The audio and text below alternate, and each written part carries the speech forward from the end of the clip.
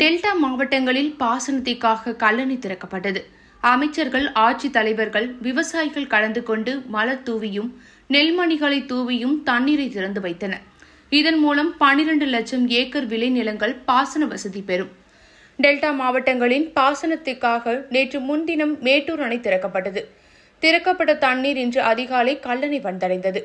இதனை அடுத்து தஞ்சாவூர், திருவாரூர், நாகப்பட்டினம் உள்ளிட்ட டெல்டா மாவட்டங்களின் பாசனத்திற்காக கல்லணையிலிருந்து தண்ணீர் திறக்கப்பட்டது.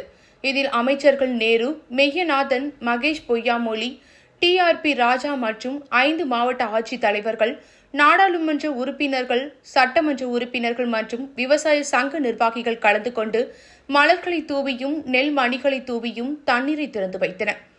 திறக்கப்பட்ட தண்ணீர் மூலம் தஞ்சாவூர், நாகப்பட்டினம், திருவாரூர், மாயவரம், கடலூர் உள்ளிட்ட மாவட்டங்களில் 12 லட்சம் ஏக்கர் விளைநிலங்கள் பாசன வசதி பெறும் என்பது குறிப்பிடத்தக்கது. முதற்கட்டமாக காவிரியிலிருந்து 1500 கன அடியும், வெண்ணாற்றிலிருந்து 1000 கன அடியும், கல்லணை கால்வாயிலிருந்து 500 கன அடியும், கொள்ளிடத்திலிருந்து 400 கன அடியும் திறக்கப்பட்டுள்ளது. திறக்கப்பட்ட தண்ணீர் அளவு படிப்படியாக உயர்த்தப்படும் என அதிகாரிகள் தெரிவித்துள்ளனர்.